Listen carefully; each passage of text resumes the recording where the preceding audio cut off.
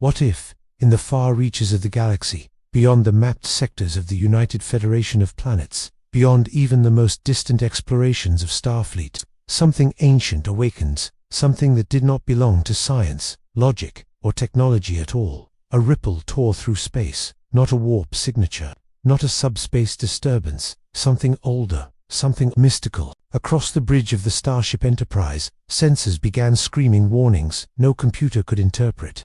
Captain James T. Kirk stared at the viewscreen as the stars themselves seemed to twist like liquid glass. Spock's calm voice tried to explain it with logic, but logic was failing, because what appeared in the vacuum of space was not a ship, it was a man, floating between galaxies, golden helmet, cloak flowing like living starlight, and when he spoke, the stars themselves seemed to listen. I am Dr. Fate, but the real question was not who he was. The real question was, why had he come?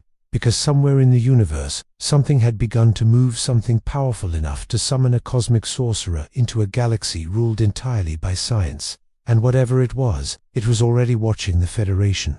What if the universe of Star Trek suddenly collided with a force of pure magic? Could Starfleet even comprehend what was coming? Or would the arrival of Dr. Fate change the destiny of the galaxy forever? The answer begins with a single, impossible event. Far beyond Federation space, in a silent and forgotten sector of the Alpha Quadrant, the research vessel USS Horizon drifted slowly through darkness. Its mission was routine, mapping subspace distortions near the edge of a gravitational anomaly. Nothing unusual, at least, that's what the crew believed. Inside the bridge, Lieutenant Commander Harris leaned over the sensor console, brow furrowed. "Captain, I'm detecting something unusual." Captain Elena Morales turned her chair. "Define unusual." Harris hesitated. "It's not energy, not radiation, not matter." The captain frowned. "Then what is it?" Harris swallowed. "I don't know." The anomaly outside the ship pulsed once. Then again, a distortion spread across space like ripples across water. Suddenly, every console on the bridge erupted with alarms. "Captain!" Harris shouted. "Subspace integrity collapsing." Morales stood. "Red alert, stabilize the warp core." But before the crew could react, the anomaly exploded outward in a storm of swirling golden light, and something stepped through. Not a ship, not a life form any Starfleet database recognized. A figure cloaked in shimmering cosmic energy. For a moment, the entire bridge fell silent as the sensors tried desperately to classify the impossible. Harris whispered, barely able to breathe, "Captain, there's a humanoid entity outside the ship." Morales blinked. "In space, yes, and it's looking directly at us." The figure raised one hand. Ancient symbols spiraled through the vacuum like living constellations. Inside the horizon, every electronic system shut down simultaneously. Lights flickered, gravity failed. Time itself seemed to hesitate. And then, a voice echoed inside the minds of every crew member. "I seek the guardians of this galaxy." Captain Morales staggered, clutching her head. Who are you?" The answer came like thunder across reality. "I am the agent of Nabu. I am the keeper of balance between worlds. I am Dr. Fate." Across thousands of light years, the ripple spread. Starfleet long-range sensors detected it. Romulan outposts detected it. Klingon battlecruisers detected it. Every civilization in the quadrant suddenly felt the same impossible disturbance, because for the first time in their history, magic had entered the Star Trek universe, and it had not come alone. On Earth, deep beneath San Francisco, Starfleet Command erupted into chaos.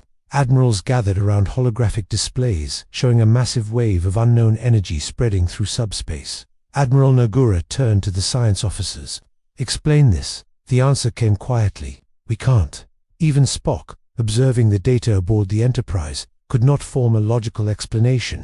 "Captain," he said slowly, "the phenomenon appears to violate several fundamental laws of physics." Kirk leaned back in his chair, meaning Spock turned toward the viewscreen. It should not exist. But as the Enterprise altered course toward the anomaly, none of them realized something far more terrifying, because Dr. Fate had not come to explore. He had come to warn them. Somewhere beyond the galactic rim, an ancient cosmic entity had awakened, a being older than the Q continuum, older than the stars, and it had begun feeding on realities where magic and science had never met. The Star Trek universe was about to become its next target, and only one being in the galaxy understood what was coming: Dr. Fate. But the Federation still didn't know whether he was their greatest ally or their most dangerous enemy. And the moment the Enterprise finally met him face to face, everything they believed about the universe would change forever. What if the greatest scientific minds in the galaxy suddenly encountered something that could not be measured, calculated, or explained? Something that existed entirely outside the laws of physics. How would Starfleet respond? Would they welcome it as a new frontier, or fear it as the most dangerous unknown they had ever faced? Because, as the USS Enterprise closed in on the strange anomaly near the drifting USS horizon, every sensor aboard the ship struggled to make sense of what they were seeing. On the bridge, Captain Kirk leaned forward in his chair, his eyes fixed on the swirling distortion filling the view screen. The stars around it bent unnaturally, twisting like reflections in broken glass. "Status report," Kirk said. Spock studied the readings flowing across his console. His brow, normally smooth and composed, was slightly furrowed. "The anomaly continues to emit unknown energy patterns, Captain. However, the readings fluctuate in ways that do not correspond to any known scientific phenomenon." Dr. McCoy folded his arms. "In other words, Spock has no idea what the hell it is." Spock turned calmly. "Doctor, I did not say that. You didn't have to." Kirk raised a hand before their usual argument escalated. "Focus, gentlemen. What about the horizon?" Lieutenant Uhura tapped her console. Still no response. "Captain, their systems appear to be completely offline." Kirk's voice hardened. "Life signs." Spock adjusted the sensors. "There are life forms aboard." The hesitation caught Kirk's attention. "But," he asked. Spock looked at the screen again. "Their neural patterns are fluctuating. It is almost as though their minds are experiencing external interference." McCoy frowned. "Interference? From what?" Before Spock could answer, the distortion outside suddenly pulsed. The bridge lights dimmed. The stars vanished from the view screen, and then a figure appeared, floating in the vacuum between the Enterprise and the crippled horizon. A human-shaped silhouette surrounded by glowing golden energy. Gasps filled the bridge. Sulu whispered, "Captain, is that a man?" Spock scanned rapidly. "It is a humanoid life form, but it is surviving in open space without any protective equipment." McCoy stared at the screen.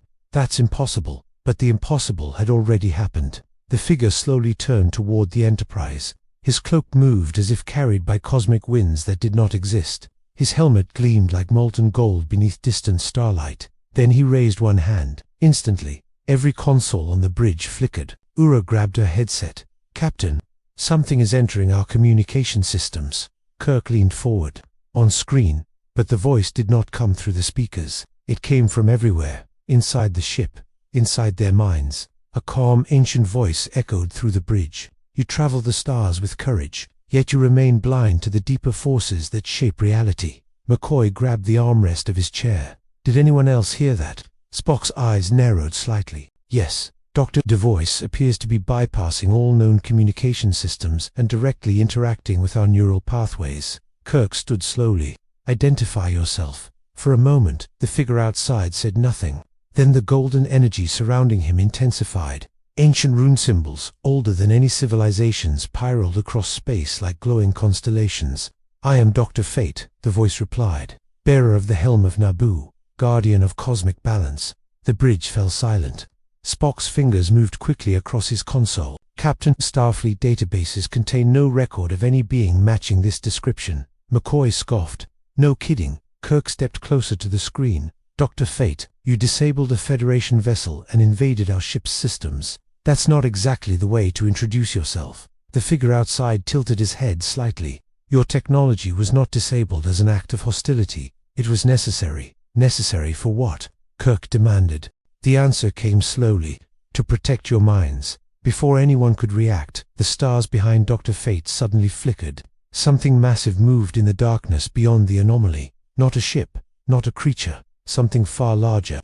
Spock's console erupted with warnings. "Captain, I am detecting gravitational distortions spreading through subspace." "How big?" Spock paused. "Large enough to destabilize entire star systems." McCoy stared at him. "You're joking." "I do not joke." Kirk turned back to the screen. "Dr. Fate, what's happening out there?" The sorcerer's voice grew heavier. "There are forces older than your galaxy, beings that feed upon the boundaries between realities." The bridge crew exchanged uneasy glances. Kirk crossed his arms. "You're telling me there's something out there that can threaten the entire Federation?" Dr. Fate replied quietly. "It does not seek the Federation. The pause that followed felt colder than space itself. It seeks your universe. Suddenly, the anomaly behind him erupted with swirling energy. The stars twisted violently. For a brief moment, something appeared within the distortion. A shape so vast it dwarfed entire fleets. A living shadow stretching across dimensions. Uhura whispered, barely able to breathe. "What is that?" Dr. Fate's voice echoed with ancient gravity. "A Devourer of Realities." Spock looked up sharply. "Captain, if the entity we observed was accurate in scale." Spock: "Yes, Captain. How bad is it?" Spock answered calmly. "If it fully enters our universe, the destruction would likely extend far beyond Federation space." McCoy muttered, "Define far." Spock met Kirk's eyes. Galactic. Silence crushed the bridge, and outside the ship, Dr. Fate slowly lowered his hand. The swirling runes around him began forming a massive glowing circle in space. A spell. But Kirk didn't yet know that word. "Your universe was once safe from such beings," Fate continued. "But the moment magic crossed into this reality, the barrier weakened." Kirk's eyes narrowed. "You're saying this is happening because of you?" Dr. Fate's answer came like a whisper of thunder. "Yes." The bridge erupted with tension. McCoy pointed at the screen. "Then you better start fixing it." But Dr. Fate didn't move. Instead, he said something far more disturbing. "I cannot stop it alone." The Enterprise crew stared at the impossible figure floating outside their ship. Because the galaxy's most powerful sorcerer had just admitted something terrifying. Even he might not be strong enough. And if Dr. Fate needed help, then whatever was coming was far worse than Starfleet could imagine. What if the moment Starfleet realized magic existed was the same moment they discovered it could tear their universe apart? Could science stand against something born from ancient mysticism? Or would the Federation face a threat so alien that even their greatest starships would become powerless observers? Because, as the bridge of the Enterprise absorbed Dr. Fate's warning, the anomaly behind him began to grow. Not slowly, violently. Space itself twisted like fabric, being torn open by invisible hands. Stars bent, stretched, and flickered, as if reality was struggling to maintain its shape. On the bridge, alarms erupted. Spock's console filled with cascading data streams. "Captain," he said sharply, "the dimensional distortion is expanding exponentially." Kirk stepped closer to the screen. "How fast?" Spock's fingers moved rapidly. "At its current rate, the anomaly will reach critical instability within 12 minutes. McCoy blinked. 12 minutes until what? Spock looked up. "Until something fully enters our universe." The bridge fell silent. Outside, Dr. Fate floated unmoving, golden cloak rippling through the void like a cosmic flame. Kirk pressed the intercom. "All hands, battle stations, red alert." The familiar siren echoed throughout the ship as crew members rushed to their posts. But this time, the threat was something no Starfleet officer had ever trained for. Kirk turned back to the screen. "Dr. Fate, you said this creature is drawn here because magic entered our universe." "Yes." "Then explain something to me," Kirk said firmly. "If magic never existed here before, how did you get here?" For a moment, the ancient voice of Fate was silent. Then he answered, "The barriers between universes are never permanent." Behind the golden helmet, the spirit of Kent Nelson struggled faintly against the vast consciousness of Nabu. Images flashed through his mind. Worlds colliding. Dimensions merging. An experiment gone wrong somewhere across the multiverse. "I was drawn here," Fate continued, "pulled by forces neither magic nor science alone could understand." Spock tilted his head slightly. "Captain, that statement suggests a convergence between mystical and technological energies." McCoy groaned. "Spock, speak English it means," Kirk said quietly. "Someone or something opened the door." Spock nodded. "That is the most logical conclusion." Outside the ship, the anomaly pulsed again. This time the distortion widened enough for something inside it to move. Not a full shape, just a glimpse. A colossal shadow stretching across dimensions. The sensors immediately overloaded. "Captain," Sulu shouted. "Massive gravitational waves incoming." The Enterprise shook violently as space itself warped around the ship. Consoles sparked. Crew members grabbed their stations. McCoy gripped the armrest.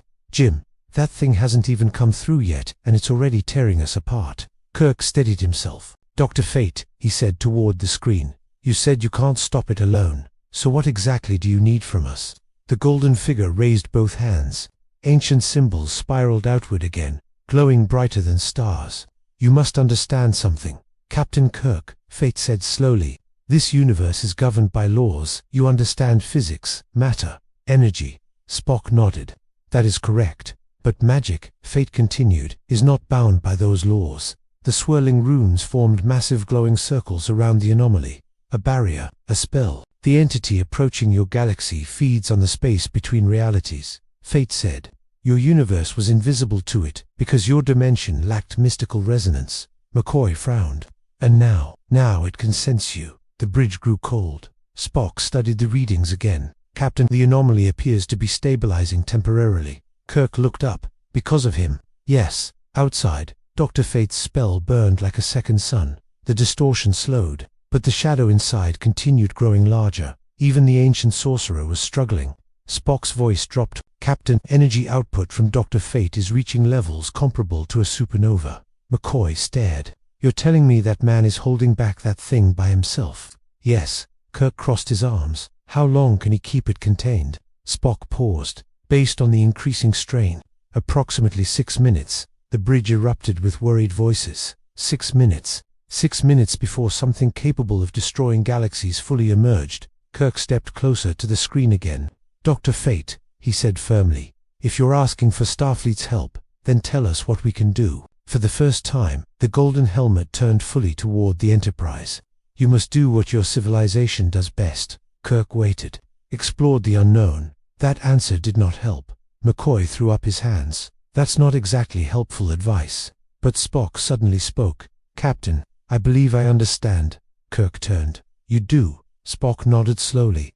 Dr. Fate's magic is preventing the entity from crossing the dimensional boundary.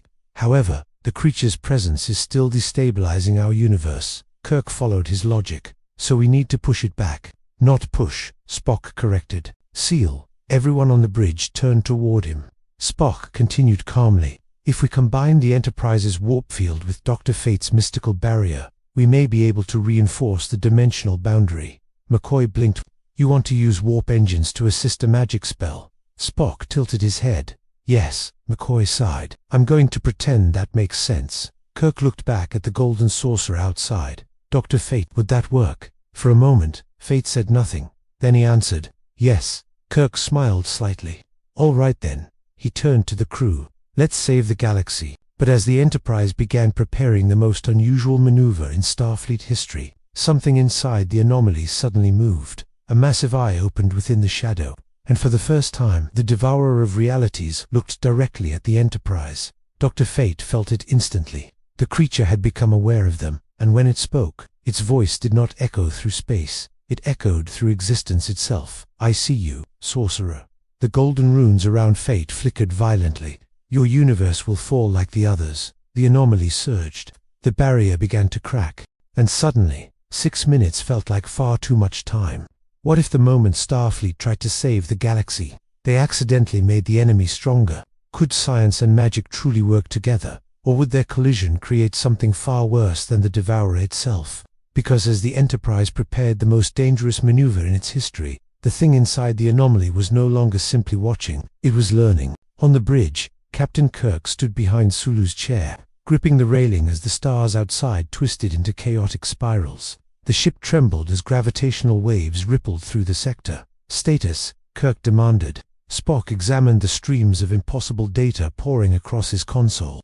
Dr. Fate's barrier is weakening. Captain, the entity is adapting to the magical energy being used against it. McCoy leaned forward. Adapting. How exactly does a cosmic nightmare adapt to magic? Spock did not look up. The same way life adapts to environmental pressure. It evolves. McCoy groaned. Great, we're fighting something that evolves mid-battle. Outside the view screen, Dr. Fate hovered like a blazing star. His arms were raised, golden symbols spinning faster and faster around the anomaly. The spell had become enormous now, an entire web of glowing runes stretching across thousands of kilometers of space. But cracks were beginning to appear. Thin lines of darkness spread through the glowing barrier, like fractures in glass. Inside the swirling void, the Devourer's shadow grew clearer, an immense, shifting shape that seemed less like a creature and more like a living tear in reality. And its eye was still open, watching, studying. Back on the bridge, Ara's console suddenly flared to life. Captain, I'm receiving a signal. Kirk turned quickly. From where? She hesitated. It's coming from the anomaly. McCoy looked horrified. You're telling me that thing is trying to call us? Spock spoke quietly. The signal is not directed at us. Then who? Spock slowly turned toward the view screen. Dr. Fate. At that exact moment, the golden sorcerer stiffened in space. The voice of the Devourer filled his mind like thunder across an infinite void. You are not from this universe. Fate's glowing eyes flared brighter. Leave this reality, he commanded. It is not yours to consume. A deep, terrible sound echoed from the distortions, something between laughter and the grinding of collapsing stars. You misunderstand, Sorcerer. The entity's voice seemed to stretch across dimensions. I do not invade universes. Another crack spread through Fate's barrier. I harvest them. Inside the helmet, Kent Nelson felt a wave of dread surge through his human consciousness. Even Nabu's ancient power struggled to contain the creature. It had devoured other realities before. Entire timelines, entire galaxies, and now it had found one more. Back on the Enterprise, Spock suddenly froze. Captain Kirk looked over. What is it? Spock's voice was unusually tense. The entity's energy patterns are changing. How? Spock zoomed the sensor display. It is beginning to resonate with Dr. Fate's magic. McCoy stared. That doesn't sound good. It is not. Spock explained quickly. By observing the sorcerer's spell, the creature appears to be learning how mystical energy functions within this universe. Kirk's eyes widened. You're saying it's figuring out how to break the barrier? Yes. The bridge fell silent. Outside, Fate's golden runes were flickering faster now. The Devourer was pushing harder against the dimensional wall. And worse, it was adapting. Sulu spoke nervously. Captain, warp engines ready. Kirk turned. Spock, walk me through this again. Spock stood. If we generate a warp field around the anomaly, we may be able to reinforce the dimensional boundary long enough for Dr. Fate to complete his spell. McCoy rubbed his temples. And if it doesn't work? Spock answered calmly. Then the entity will enter our universe fully. Kirk looked back at the massive shadow inside the anomaly. All right. He took a breath. Let's do it. Sulu nodded. Engaging warp field. Now the Enterprise surged with power. The warp engines roared to life, flooding space with a massive field of controlled distortion. The stars stretched into glowing lines as the ship projected its warp bubble outward. The energy waves slammed into Dr. Fate's barrier. For a moment, nothing happened. Then the golden runes stabilized. The cracks stopped spreading. Dr. Fate's voice echoed into the Enterprise once more. You have strengthened the boundary. Kirk smiled slightly. Glad we could help. But the victory lasted only seconds, because inside the anomaly, the Devourer's massive eye narrowed, and suddenly, the creature did something no one expected. It copied the spell. Across the dark surface of its colossal form, glowing symbols began to appear, distorted versions of Fate's own magical runes. Spock's console exploded with alarms. Captain, the entity is replicating the mystical energy pattern. McCoy stared at the screen in horror. You're kidding. Spock shook his head. No. Outside, the Devourer raised a massive limb made of shifting darkness. The copied runes ignited across its surface. Dr. Fate's voice filled the bridge. This is impossible. The creature had learned magic, and now it pushed against the barrier again. This time, with power equal to Fate's own. The golden spell shattered like breaking glass. The anomaly exploded outward. The Enterprise rocked violently as the Devourer began forcing its way into the universe. Dr. Fate's cloak flared like a dying star as he tried to contain it again. But the truth was already clear. The creature had evolved. Science alone could not stop it. Magic alone could not stop it. And now the Devourer possessed both. Back on the bridge, Kirk whispered one quiet sentence. Spock, tell me you have another idea. Spock stared at the readings. Then he looked up. Captain, Kirk waited. If this entity continues adapting, it may eventually surpass even Dr. Fate. McCoy swallowed. And then what? Spock answered with calm honesty. Then nothing in this universe will be able to stop it. Outside the ship, the Devourer's enormous form pushed further through the anomaly. A claw of darkness finally emerged into normal space, and the moment it touched the universe, a nearby star flickered, then collapsed into nothing. What if the first casualty of this impossible war between science and magic wasn't a starship or a planet, but an entire star? And what if the moment that star vanished, the galaxy finally realized the enemy they were facing could erase reality itself? Because, as the Devourer's massive claw pushed through the dimensional breach, the nearby star didn't explode.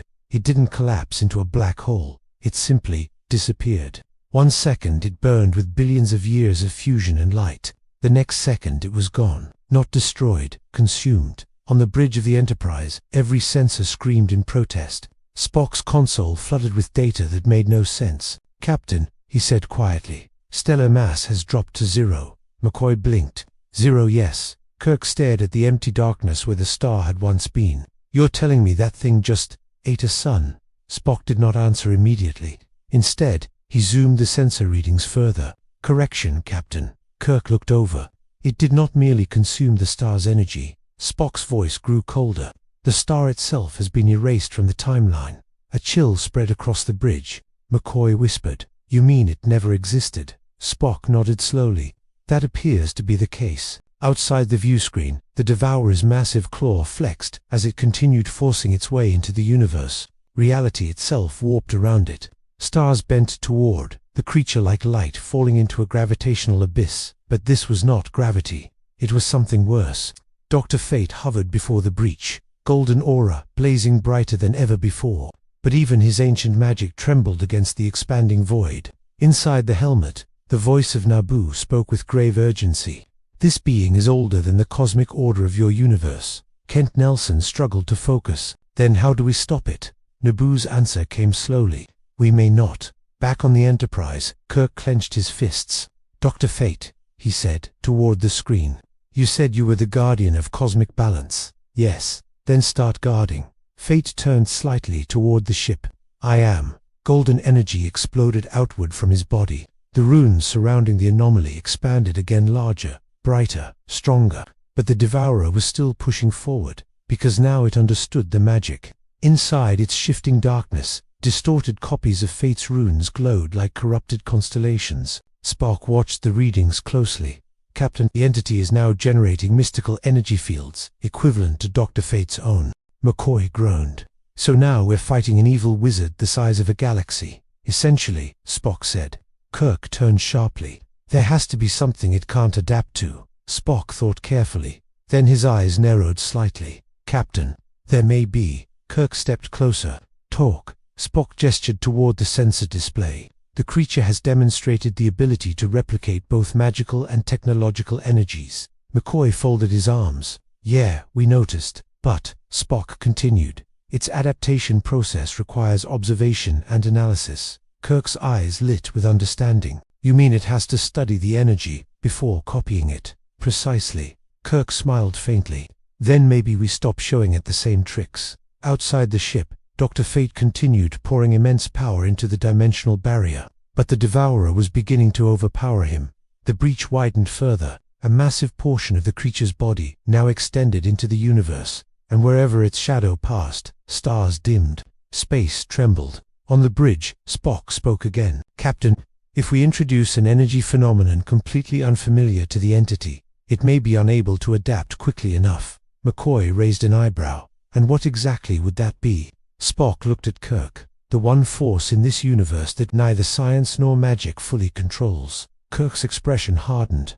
"Are you suggesting what I think you are?" Spock nodded. "Yes." McCoy blinked. "Would someone mind explaining?" Kirk looked at the viewscreen. "There's one group in this universe that bends reality itself." McCoy's eyes widened. "You don't mean—" Spock finished the thought. The bridge fell silent. Because every Starfleet officer knew the stories. A species capable of manipulating time, space, and reality with effortless ease. Beings so powerful that even Starfleet had no defense against them. McCoy shook his head. "Jim, that's insane. We can't just call up a god and ask for help." Kirk crossed his arms. "Maybe we don't have to." At that exact moment, a slow clap echoed across the bridge. Everyone turned. Standing beside the captain's chair was a man who hadn't been there a second earlier, smiling, arms folded behind his back. Well, he said casually. "You finally thought of inviting me to the party." Spock blinked once. "Captain, the entity known as Q has appeared on the bridge." Kirk sighed. "Of course he has." Q looked toward the viewscreen, examining the massive Devourer emerging from the anomaly. For the first time in a very long time, the smile faded from his face. "Oh," Q said quietly, "that's near." Outside, Dr. Fate sensed the sudden arrival instantly. His golden eyes shifted toward the Enterprise. Even Nabu recognized the presence. A being who was not bound by magic or science. One who existed above both. The Devourer paused as well. Its massive eye slowly turned toward the Enterprise. Toward Q for the first time since arriving in this universe. The Devourer hesitated, because it had just encountered something it had never seen before. And in that brief moment of stillness, the fate of the galaxy hung between three unimaginable powers. Dr. Fate, the Devourer of Realities, and the unpredictable godlike being known only as Q. Q tilted his head, then smiled again. Well, this should be interesting. What if the only being powerful enough to stop a reality-devouring monster was the one being in the galaxy who might decide not to help at all? What if the fate of the Federation, the stars, and the entire universe now depended on the whims of a cosmic trickster? Because standing on the bridge of the Enterprise, hands casually folded behind his back, was a being who had once snapped his fingers and flung the ship across the galaxy just to prove a point. Q. And now, for the first time since his arrival, he wasn't smiling. Outside the viewscreen, the Devourer continued, emerging from the dimensional breach. Its immense form warped the stars around it like reflections in a shattered mirror. Entire constellations bent inward as the creature slowly anchored itself inside the universe. Dr. Fate hovered before it, glowing brighter than a miniature sun, struggling to hold back something that seemed infinitely hungry. On the bridge, Kirk crossed his arms. "You're late." Q raised an eyebrow. "Late, my dear Captain. I only arrive when things become entertaining." He glanced toward the anomaly again, then tilted his head slightly. "Although, I must admit, this is new." Spock studied Q carefully. "Your reaction suggests you have not encountered this entity before." Q turned toward him with a faint grin. Spock, must everything be about logic with you?" "Yes," Q chuckled. "Well then, allow me to answer logically." He looked back at the monstrous shadow filling space. "I have absolutely no idea what that is." McCoy threw his hands up. "Great, the one all-powerful being we know is clueless." Q waved dismissively. "Oh please, Doctor, I'm not clueless, I'm curious." Outside the ship, the Devourer's massive eyes slowly focused on the Enterprise. On Q, the creature spoke again, its voice vibrating through the very fabric of existence. "You are not bound to this reality." Q folded his arms. "Well spotted." The Devourer's voice deepened. "Your power does not belong to magic or science." Dr. Fate sensed the exchange immediately. From across the battlefield, his voice reached the Enterprise. "Captain Kirk, the entity is studying Q." Spock's eyes narrowed. "That is concerning." McCoy looked between them. "Why?" Spock answered quietly. "Because if the Devourer learns how Q's power functions, it may adapt to that as well." The bridge went silent. Q blinked once, then slowly turned toward Spock. "Well, that would be unfortunate." Kirk stepped forward. "Q, we need your help." Q pretended to consider it. Let me think about that." He paced slowly across the bridge, examining the crew like they were exhibits in a museum. "You humans venture into the stars, believing yourselves explorers, pioneers, heroes." He glanced back at the screen where the Devourer loomed. "And yet, the moment something truly cosmic appears, you expect someone else to fix it." Kirk's jaw tightened. "We're fixing it right now." Q laughed softly. "Oh, please, Captain. Your ship is currently trying to reinforce a magic spell with a warp engine." McCoy muttered. "When he says it like that, it does sound ridiculous." Spock spoke calmly. "Nevertheless, the attempt has delayed the entity's emergence by approximately 17%. Q tilted his head. 17%? Really? Spock nodded. "Correct." Q smirked. "Well, that's almost impressive." Outside, Dr. Fate's power surged again, golden waves crashing against the expanding breach. But the Devourer pushed forward relentlessly. More of its massive body forced its way into the universe. Another nearby star dimmed. Reality trembled. Q watched quietly for several seconds. Then something unusual happened. He frowned, not a playful expression, a genuine one. "Well now," he said softly. "That's not good." Kirk turned. "You finally taking this seriously?" Q nodded slowly. "You see, Captain, the Q continuum has rules." Spock raised an eyebrow. "Rules?" "Yes," Q said. "Even beings like us understand that certain things should remain. Outside." He pointed at the Devourer. "That thing doesn't belong in this universe." McCoy scoffed. "Join the club," Q continued, his voice quieter now. The problem is, if I intervene directly, it will observe my power. Analyze it. Spock finished the thought, and eventually adapt to it. Exactly, Q said. Kirk frowned. So you're saying if you try to stop it, you might actually make it stronger? Q nodded. Yes. Silence settled over the bridge again. Dr. Fate spoke once more. The creature grows stronger with every force it studies. Kirk looked between the two cosmic beings. You're both telling me the same thing. Yes, Fate said. The Devourer evolves through understanding. Spock slowly turned toward Kirk. Captain, that suggests a troubling possibility. Kirk sighed. What now? Spock pointed at the anomaly. If the entity continues observing magic, technology, and Q's abilities, it may eventually become capable of controlling all three. McCoy whispered, a cosmic god that understands science, magic, and cool of all power. Q finished the thought. Yes, that would be very bad. Outside the ship, the Devourer pushed further into the universe. Half its colossal form now existed in normal space. Dr. Fate's barrier trembled violently. The golden sorcerer was reaching his limits. Inside the helmet, Kent Nelson felt exhaustion creeping into his mind. Nabu, I can't hold it much longer. The ancient spirit responded with calm certainty. Then we must change the battlefield. On the Enterprise bridge, Q suddenly snapped his fingers. The stars vanished. The anomaly vanished. The Devourer vanished. Everyone on the bridge staggered slightly. They were no longer near the breach. Instead, the Enterprise floated in an endless white void. Kirk spun toward Q. What did you do? Q shrugged. I removed the audience. Spock's eyes widened slightly. You transported the Enterprise into a pocket dimension. Correct. McCoy looked round. And the monster? Q smiled faintly. Still back there. Kirk stepped closer. Then what was the point of bringing us here? Q looked directly at him. Because, Captain, you're about to make the most important decision in the history of your universe. Kirk frowned. What decision? Before Q could answer, Dr. Fate suddenly appeared in the void beside them, floating silently. Golden cloak drifting through nothingness. His voice echoed calmly. The Devourer cannot be destroyed. The bridge crew stared at him. Fate continued, but it can be trapped. Kirk narrowed his eyes. How? Dr. Fate turned toward Q by combining the only three forces it cannot yet fully understand. Spock whispered slowly. Science, magic, and the Q Fate nodded. But doing so will require a sacrifice. Kirk felt a cold knot form in his chest. What kind of sacrifice? Dr. Fate's glowing eyes met his. Big kind that may erase one of us from existence forever. Q folded his arms. Well, he smiled slightly. Now it's getting interesting. What if the only way to save the universe required someone powerful enough to erase themselves from existence? Who would make that choice? A human captain who refused to surrender?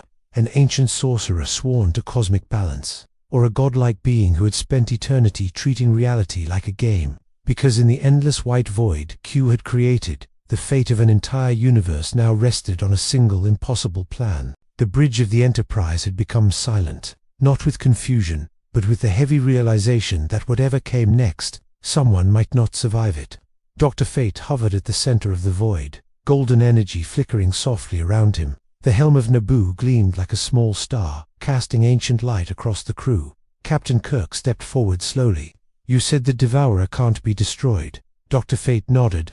It exists between realities. Destruction only feeds it. Spock folded his hands behind his back. Then logically, containment would be the only viable strategy. Fate turned toward him. Correct. McCoy sighed.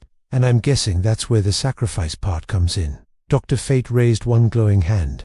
In order to trap the Devourer, we must create a dimensional prison, a sealed reality where it can feed on nothing. Kirk frowned. Sounds simple enough. Q chuckled softly. Oh, Captain, you really should listen more carefully. Fate continued. To form such a prison requires power greater than the Devourer itself. Spock's voice was quiet. Meaning a combination of forces. Fate nodded. Magic to shape the dimensional barrier. He looked toward the Enterprise. Technology to stabilize it. Then his gaze shifted to Q and power beyond both. To collapse the prison once the creature is inside. Kirk slowly understood. Magic, science, and the Q. Spock spoke calmly. But you mentioned a sacrifice. Fate's voice grew heavy. The being who collapses the dimensional prison will become its anchor.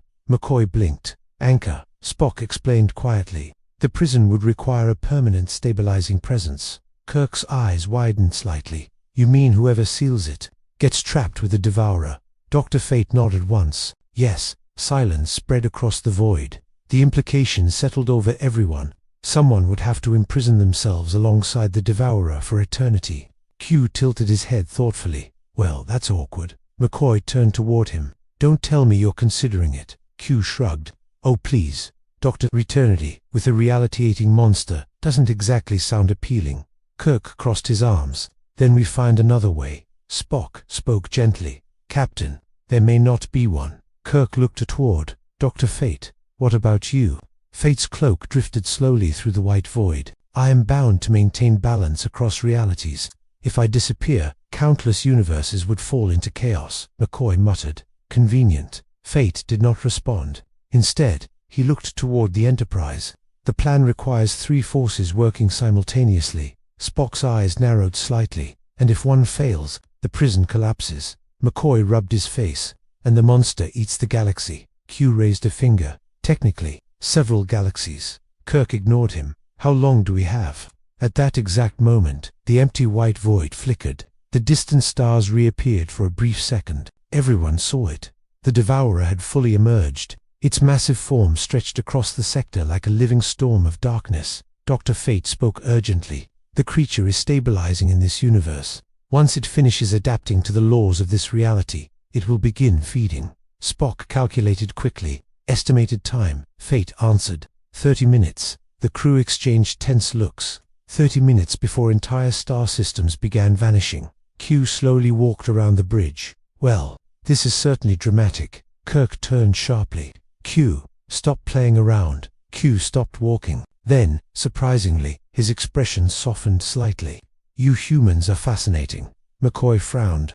Oh boy, Q continued. You face extinction, yet you're already searching for a heroic sacrifice. Kirk stared at him. That's what captains do. Q looked at him for a long moment, then sighed. Well, someone has to be the adult here. He turned toward Dr. Fate. Explained the plan again. Fate nodded.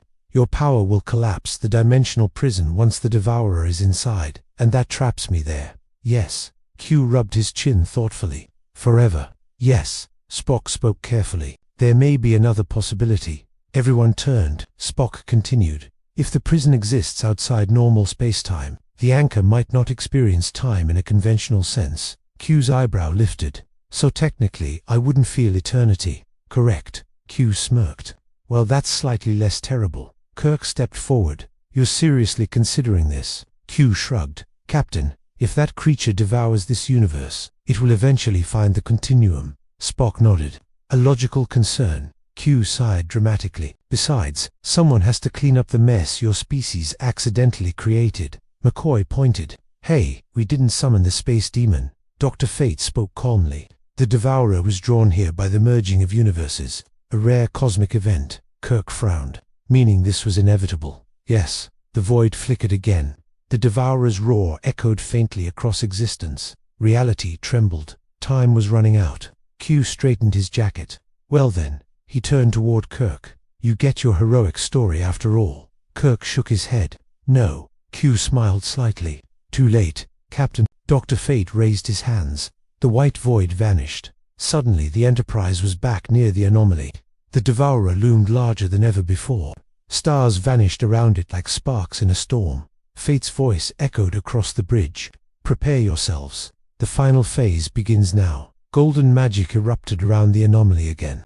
The Enterprise's warp engines roared to life, and Q simply stepped off the bridge into open space, floating beside Dr. Fate, facing the Devourer.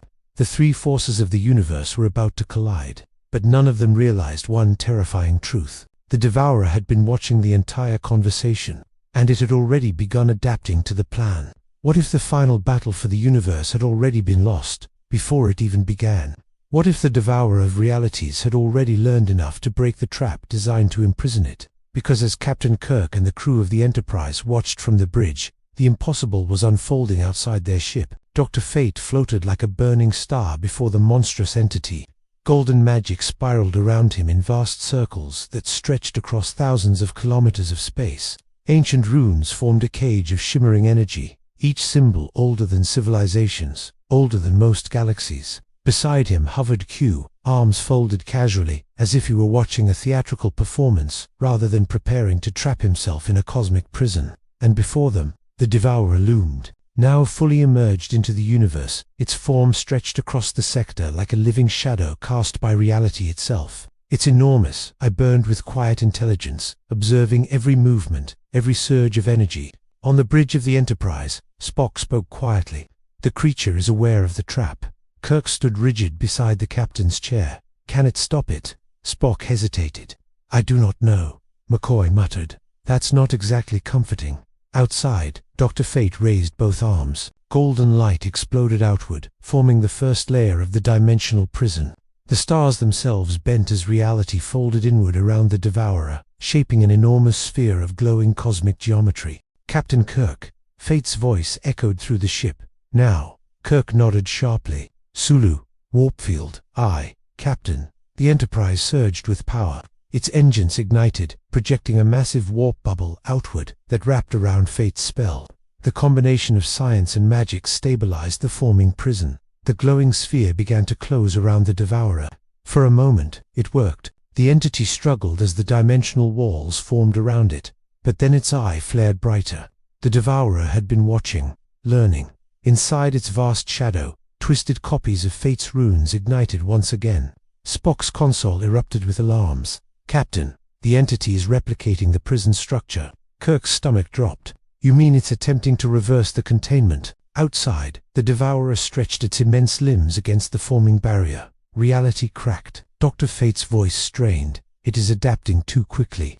Q floated beside him, watching the cosmic struggle. Well, that's inconvenient. The prison sphere shuddered violently as the Devourer pushed outward. Entire stars trembled from the gravitational chaos. On the Enterprise bridge, McCoy whispered, "It's breaking out." Spock nodded grimly. Yes. Kirk slammed his fist on the railing. There has to be another way. And then, Q sighed. Humans, he said softly. Dr. Fate turned toward him. Now, Q. Q looked at the Devourer one last time. Then he did something none of them expected. Instead of using his power directly against the creature, he snapped his fingers. For a single instant, time across the entire sector stopped. Everything froze. The Devourer, Dr. Fate, the Enterprise. Even the stars themselves hung motionless in silent suspension. Only Q moved freely in the frozen universe. He drifted slowly toward Dr. Fate. Well, he said quietly, this wasn't exactly how I planned to spend the evening. Fate could barely move, held in the suspended moment. You cannot delay it forever. Q shrugged. I don't need forever. He looked toward the Devourer. The colossal entity was frozen mid-struggle, its immense eyes staring forward. But you see, it made one small mistake. Q floated closer to the prison sphere. It tried to understand everything. He smiled faintly. And there's one thing the universe never truly understands. He raised his hand. Chaos. Then, Q snapped his fingers again. Time restarted, but something had changed. The Devourer resumed, pushing against the prison only, to find the structure had shifted. The geometry was different, unpredictable. The prison now existed in constantly changing dimensional patterns, rearranging faster than the creature could analyze. Spock stared at the readings. Captain, the prison is now operating on randomized quantum variables. McCoy blinked. You mean even the monster can't figure it out? Correct. Outside, Dr. Fate realized what Q had done. You introduced chaos into the dimensional structure. Q smiled. Turns out, unpredictability is something even cosmic predators struggle with. The prison sphere finally closed around the Devourer. Golden magic, warp energy, and Q's chaotic alterations fused together into a swirling cosmic cage.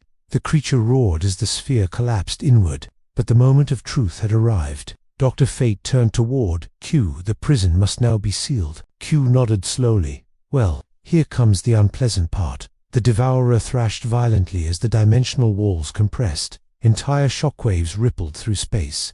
The sphere began shrinking rapidly. Dr. Fate's voice echoed across the Enterprise. Once it closes, the anchor cannot escape. Kirk stepped forward urgently. But Q simply smiled. You humans always want the heroic speech. He looked toward Kirk through the viewscreen. You were right about one thing. Captain Kirk frowned. What's that? Q's expression softened for just a moment. Someone had to clean up the mess. Then he snapped his fingers one final time. The prison collapsed. A brilliant flash of light consumed the entire sector. When the light faded, the Devourer was gone. The dimensional breach was gone, and Q was gone. Only silence remained. On the bridge of the Enterprise, no one spoke for several seconds. Spock studied the sensors carefully. "Captain, the anomaly has completely vanished," McCoy whispered. "And Q?" Spock slowly shook his head. "There is no trace of his presence anywhere in this universe." Outside, Dr. Fate floated quietly in the empty space where the battle had taken place. The galaxy was safe, but the cost had been real. Kirk stared out at the stars.